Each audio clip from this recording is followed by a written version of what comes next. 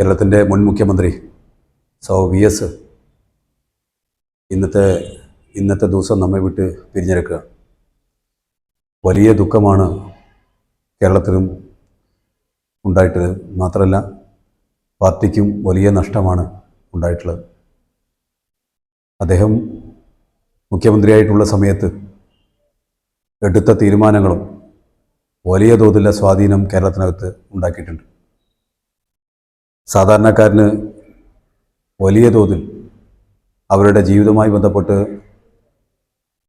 അവരുടെ ജീവിതത്തിലുണ്ടായ മാറ്റങ്ങൾ വി എസിൻ്റെ കാലത്ത് ഉണ്ടാക്കിയെടുത്ത ആ ഒരു ഇടപെടൽ വലുതാണ്. അത് എക്കാലത്തും കേരളത്തിലെ ജനങ്ങൾ ഏത് കാലത്തും അത് മനസ്സിൽ സൂക്ഷിക്കും. വി എസ് നടത്തിയ പോരാട്ടങ്ങൾ ചെറുതല്ല. കമ്മ്യൂണിസ്റ്റ് പാർട്ടിയുടെ ഒപ്പം CPIMൻ്റെ ഒപ്പം ചേർന്ന് നടത്തിയ പോരാട്ടങ്ങൾ കേരളത്തിൽ ഓരോന്നും അടയാളപ്പെടുത്തുന്ന രീതിയിലുള്ള പോരാട്ടങ്ങളാണ്.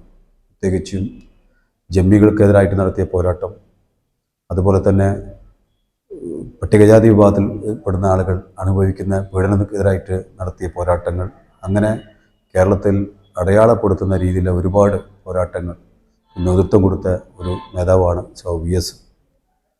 വരും തലമുറകളും ആ സഖാവിൻ്റെ അതേ പ്രവർത്തനം കണ്ട് പഠിക്കേണ്ടതാണ്. തീർച്ചയായിട്ടും കേരളത്തിനും പൊതുസമൂഹത്തിനുമെല്ലാം വലിയ തീരാ നഷ്ടമാണ് ഉണ്ടായിട്ടുള്ളത്.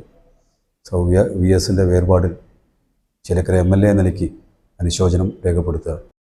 ഞങ്ങളെപ്പോലെ പുതിയ തലമുറകൾക്കും വി എസ് നടത്തിയ പ്രവർത്തനങ്ങൾ, ആ വി എസ് നടത്തിയ പ്രവർത്തനത്തിലെ ഒരു വലിയ ആവേശം തന്നെയാണ്. 2016 MLA ഉള്ളപ്പോൾ അദ്ദേഹം നിയമസഭാ സാമാജികൻ തന്നെയായിരുന്നു. അന്ന് അദ്ദേഹം നിയമസഭയിൽ വരുമ്പോൾ ആ സമയമെല്ലാം അദ്ദേഹത്തിനൊപ്പം ഇരിക്കാനും ഒരു വാക്ക് സംസാരിക്കാനും ഒരു ഭാഗ്യം ഉണ്ടായ ഒരു MLA ആണ്. ശേഷം അദ്ദേഹത്തിൻ്റെ ആരോഗ്യസ്ഥിതി മോശമായതോടുകൂടി അദ്ദേഹം നിയമസഭയ്ക്ക് വരവ് കുറഞ്ഞു തുടങ്ങി. പിന്നീട് നടന്ന തെരഞ്ഞെടുപ്പിൽ അദ്ദേഹം മത്സരിച്ചില്ല. എന്നാലും ആ സമയത്ത് അദ്ദേഹത്തിൻ്റെ ആ പ്രായത്തിലും അദ്ദേഹത്തിൻ്റെ ഇടപെടലും ചോദ്യങ്ങളും എല്ലാം കേൾക്കുമ്പോഴും കാണുമ്പോഴും നമുക്ക് വലിയ ആവേശം ഇന്നും മനസ്സിൽ തോന്നുകയാണ്. അദ്ദേഹത്തിൻ്റെ നഷ്ടം തീരാ നഷ്ടം തന്നെയാണ് കേരളത്തിൽ.